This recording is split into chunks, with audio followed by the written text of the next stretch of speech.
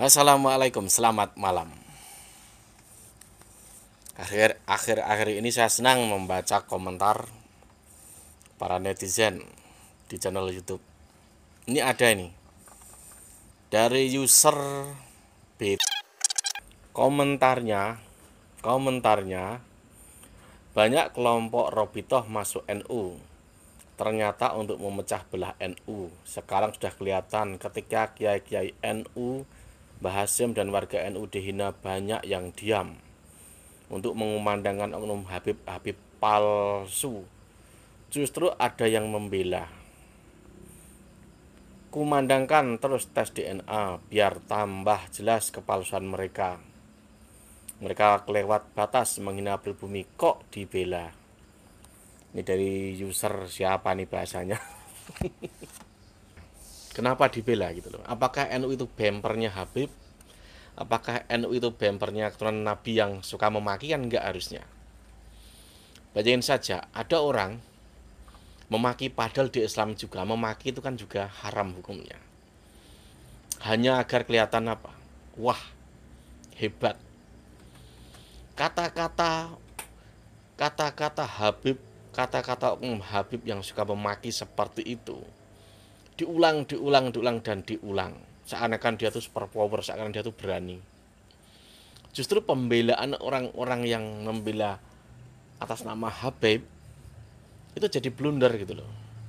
Kurang tepat. Padahal yang disasar orang-orang Nahdien itu siapa? Habib yang suka berkata-kata nggak baik. Tapi saat ada orang NU membela, entah dia ini, entah gurunya, entah temennya, entah tetangganya, entah siapa gitu, pasti punya.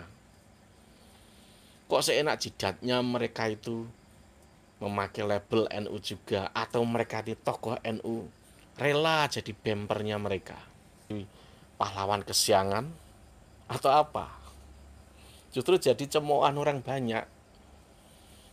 Harusnya kalau ada tuan Nabi entah siapapun dia tuh memaki, menghina atau menggiring opini kebencian, harusnya seret bawa ke bui, harusnya seperti itu.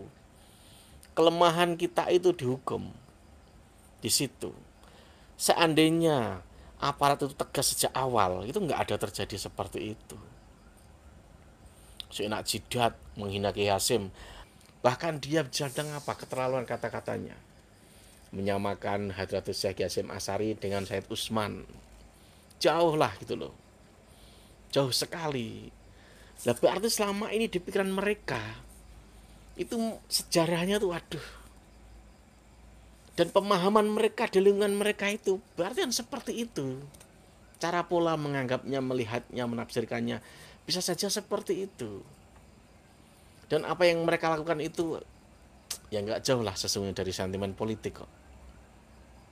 Kalau mereka berbicara soal rasis atau apalah, mereka siapa gitu loh.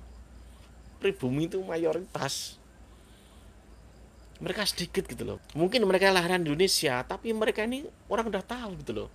Mereka itu turunnya siapa, mereka dulu imigran ke Indonesia dan lain sebagainya. Harusnya mereka itu nggak boleh rasis. Justru yang rasis kok mereka, kan aneh. Segoblok-gobloknya, sejelek-jeleknya, kalau rasis itu harusnya justru orang yang terbanyak. Tapi kan nggak dilakukan, justru mereka. Nah, dari itu kita bisa melihat kenapa negara mereka itu sampai sekarang masih perang. Karena mulutnya mereka itu emang begitu, keblabasan, suka menyimpulkan sesuatu yang mereka tuh ilmunya masih kurang. Misalkan mereka tuh seenak jidatnya sendiri gitu loh, menganggap kita orang pribumi ini siapa, bawahannya, anak buahnya. Seenak jidat mereka itu berbicara. Dikira mereka itu posisinya itu kan di ibu kota, dikira tuh orang di daerah itu, desa gitu, ketinggalan gitu. Mereka nggak berpikir presidennya saja orang dari desa kok. Berarti maju mana peradabannya? Presidennya aja dari orang desa, bayangin saja. Jenderal-jenderalnya itu dulu orang mana? Orang desa semua. Mereka nggak berpikir sampai situ.